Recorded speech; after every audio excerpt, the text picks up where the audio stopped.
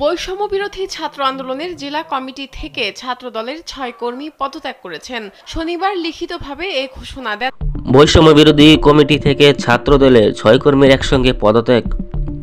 বৈষম্য বিরোধী ছাত্র আন্দোলনের ময়মনসিংহ জেলা কমিটি থেকে ৬ জন একযোগে পদত্যাগ করেছেন।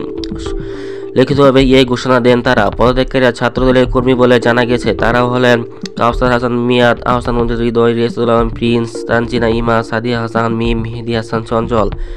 ঘোষণাপত্রে তারা লিখেছেন, আমরা জুলাই আগস্টে ছাত্র জনতার গণঅভ্যুত্থানে বাংলাদেশের জাতীয়তাবাদী ছাত্রদল ময়মনসিংহ মহানগর ও উত্তর দক্ষিণ জেলা কমিটি নেতৃত্ববৃন্দ নির্দেশে ৬ জুলাই থেকে ময়মনসিংহে বৈষম্য বিরোধী ছাত্র আন্দোলনের সামনের সারিতে থেকে নেতৃত্ব দিয়েছি।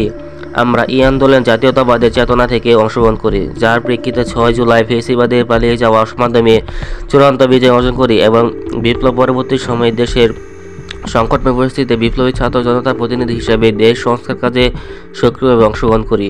আমরা সামাজিক যোগাযোগ মাধ্যমে জানতে পারি, গত ২৬ জানুয়ারি ২০২৫ তারিখে বৈষম্য বিরোধী ছাত্র আন্দোলন ময়মনসিংহ মহানগর ও জেলা কমিটির প্রকাশিত হয়।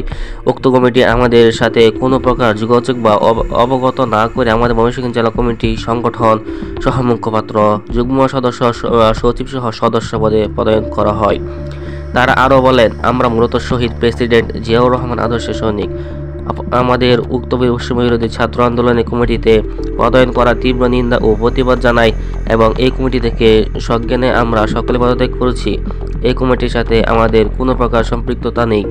পদত্যাগের বিষয়ে কাউসার হাসান মিয়াদ বলেন, আমি আনন্দমোহন কলেজে অনার্স দ্বিতীয় বর্ষের শিক্ষার্থী।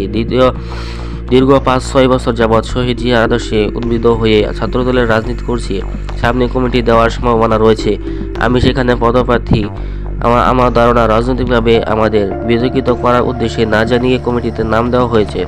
আমরা একযোগে এই কমিটি থেকে পদত্যাগ ঘোষণা করছি।